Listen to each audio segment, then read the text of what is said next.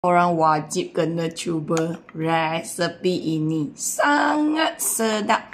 Lagi hantu kopi ni orang. Lagi kena cuba. Tahu tak? Sangat-sangat sedap. Sampai I pun dah lupa ni tengah jaga badan ke tak?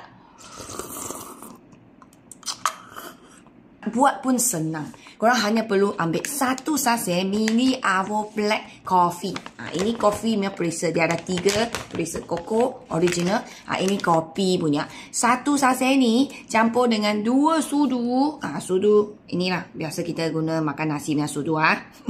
Sangat sedap orang tu bau. Okey, ini satu sachet, ini 2 sudu.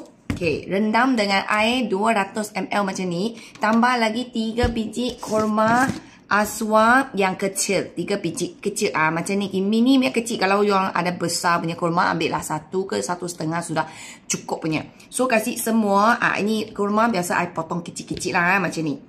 Kasih ini 3-3. You rendam 1 malam. You tahu tak? Dia macam smoothie. Dia macam puding.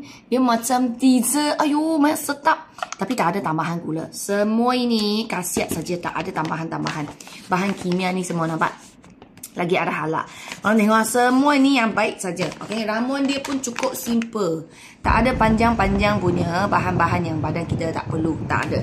Kalau korang nak grab, I letak bat kuning kat sini. Korang beli dan cuba buat resepi ini. Pas sedap lah.